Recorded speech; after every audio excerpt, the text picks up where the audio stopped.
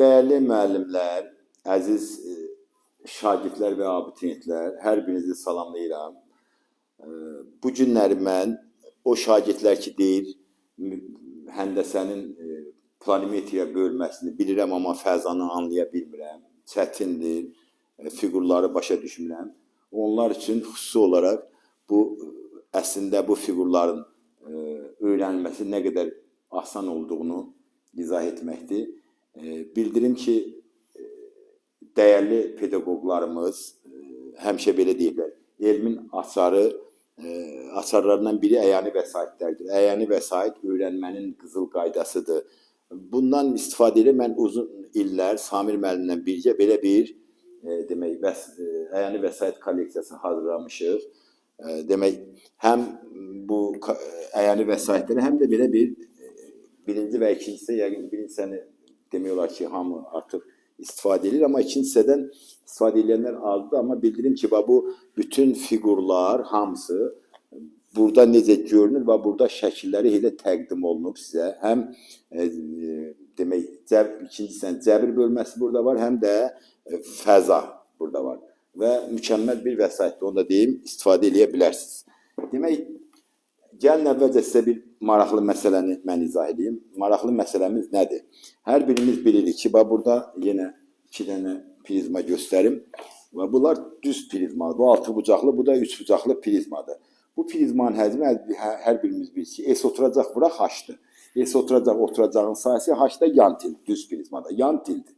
Demək, bir də var mail prizma. Mail prizmada bu. Burada olan bir maraqlı məsələ var. Çox uşaq deyir ki, mən anlamıram, amma göstərəndən sonra aydındır ki, anlaşılır. Bu mail prizmanın həcmi S oturacaq, vuraq, bu belə götürək də, bu görsənsin deyəm, bunu belə çəkək belə. Demək, bu oturacaq, vuraq H. H burada bu təpə nöqtəsindən deyək ki, bu oturacaq müstəvinə qədər olan bu məsafədir. Demək, belədir. Amma bizdə məsələ, bu mən dediyim məsələ nədir? Məsələ deyir ki, yəqin ki, hamımıza rast gəlib, deyir ki, mail prizmanın yan tilinə perpendikulyar müstəvi ilə kəsiyindən alınan kəsiyin sahəsi verilmişdir və bu prizmanın tili verilmişdir. İndi bunu çıxardıram buradan. Demək, bu əvvəlcə bu kəsi ilə alınan fiqur budur. Bu müstəvi ilə kəsiləndən sonra alınan fiqur budur. Bunun sahəsi verilib, ta ki 20-dir və yan tildə verib onu deyir, bunun həcmini tapın. Bu 2 hissəyə bölünmüşdür. Bunların yerini dəyişən belə, aydındır. Bu həmin ki sahə var və bunu tərsinə belə tutsaq olur, oturacaq. Belə də oturacaqlar burada da ola bilər, burada da. Oturacaqlar eynidir. Oldu oturacaq. Ta ki bura verib oturacağı 20, yan tili də bunu belə qaytaran bir də bura qoyuram. Bu yan til əgər 10'dursa, bunu belə qoyandan sonra bu til yenə 10 olur, dəyişmir. Və bunun həcmi S oturacaq vuraq H olduğuna bu artıq düz prizmanın hündürlüyüdür. 20'ni bölüq ona və alırıq neçə? 200 və belə ilə bu məsələ bir asanlıqla anlaşılır.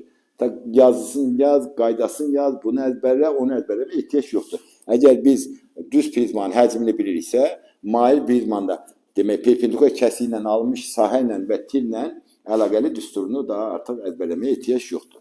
Məsələn, sonra gəlir, ta ki bu. Bu nədir? Uşaqlar. Demək, bu maillərlə əlaqəli. Bunu götürürəm qırağa, belə qoyaq qırağa da, dursun burada. Aydındır. Bu deyək ki, müstəvidir. Belə bir məsələlər var.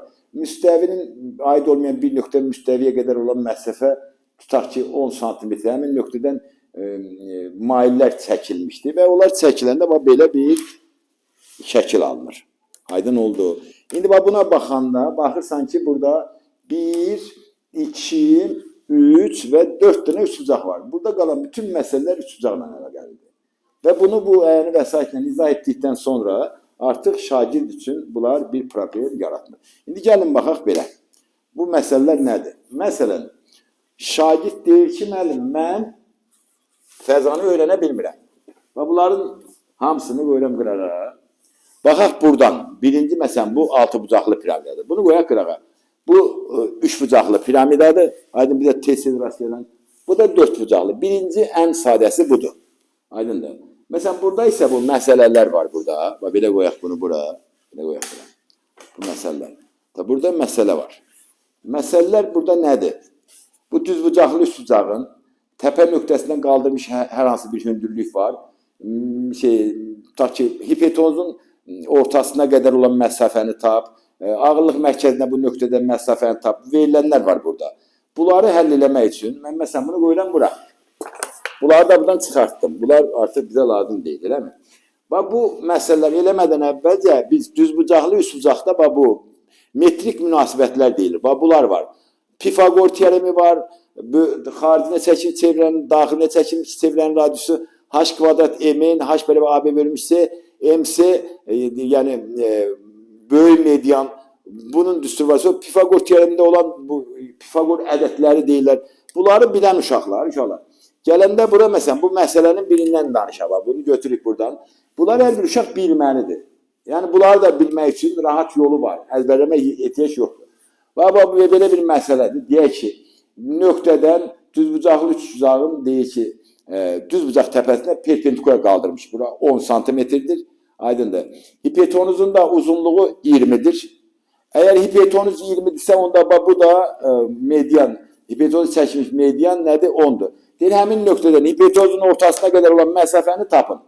Yəni bura.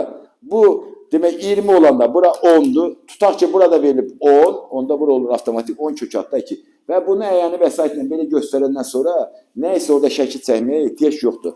Və bunun da göstərdikdən sonra əlbəttə ki, şəklini də necə çəkmək lazımdır, onu bildirmək, yəni çəkib göstərmək uşağa olar. Və yaxud gələk buna. Bunları da yenə buradan götürək, qalsın burada. Aydındır bunlar. Belə. Bu bizim üçün bildiyimiz nədir? Kvadratdır. Nəyi bilmək lazımdır? Kvadratın tərəfi veriləndə diagonal, kökatda 2A, onun daxilindən xaricə çəkim çevirələn radiusu və kvadratın sahəsi. İndi gəlir dördbucaqlı piramida deyəndə, bunları götürdük, bu dördbucaqlı piramidadır. Qoyaq bura, aydındır, bu kvadratdır, dördbucaqlı piramida. Bu da piramidanın belə şəklini aldıq. Piramidadan öncə belə bir məsələlər var. Məsələn, bu olsun. Deyək ki, düzbucaqlının, kvadratın demək, mərkəzindən bir perpendikular qaldırılmışdır. Məsələn, qaldırıldıq.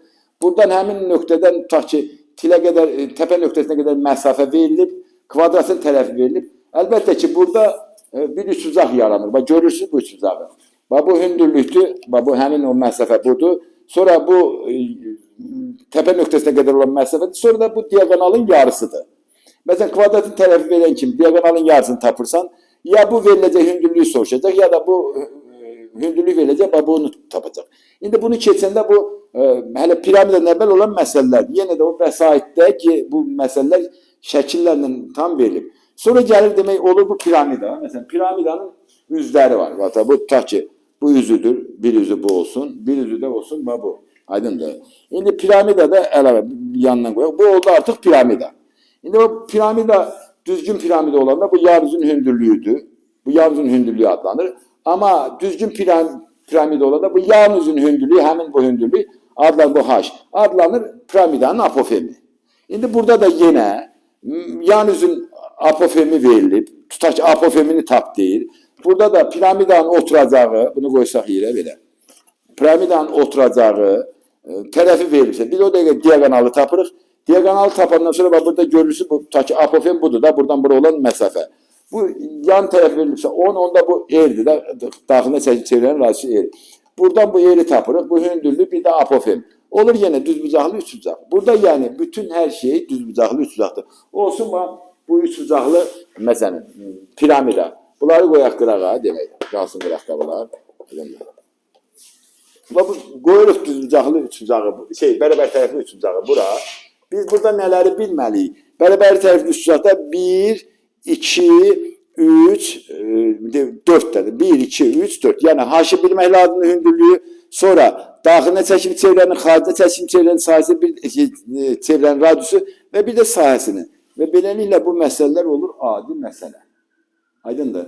İndi mən yəqin ki, bunlarla əlaqəli artıq bu dərsləri çəkib paylaşacağım. İnşallah ki, yararlı olar.